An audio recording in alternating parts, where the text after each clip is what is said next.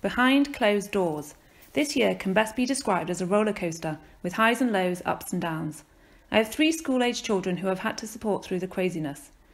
Up until March, I worked 2 days a week, did some volunteering and ran my kids to school and back and on to various activities.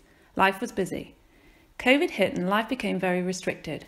Going to school, doing activities and going on trips were all cancelled. My job stopped and I became a primary school teacher overnight, homeschooling my son. This worked well for a while. The weather was good, we played tennis and went for walks. We discovered more about where we live and nature around us. We were grateful that we had each other for company and support and looked for the positive in it all. So when the timescales shifted and it became clear this wasn't going to be fixed in a matter of weeks, things started to change. Homeschooling was no longer novel, it started to become a negative. Lack of social contact with people beyond our family unit was becoming a challenge. However, freedom came in summer and we were more appreciative and grateful than ever for the things we took for granted in normal times. We met up with friends, saw family, went for meals, managed a trip abroad and celebrated my daughter's bat mitzvah. Being able to go to school in September was a huge boost, although it came with an element of anxiety for all. Each week they remained in school was a blessing.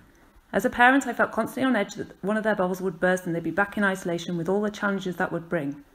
Seeing them back at school was so uplifting but sad at the same time. Sad for the time they had missed with their friends, the activities and trips they had missed out on, time they would never get back.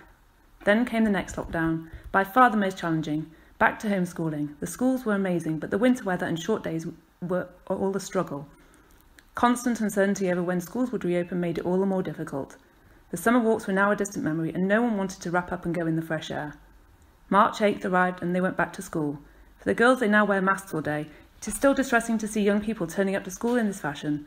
They are being muted when they should be enjoying their freedom of expression. Hopefully it won't be for much longer. Who knows the impact this will have on our generation and the next? Everyone will have their own story, and only time will tell.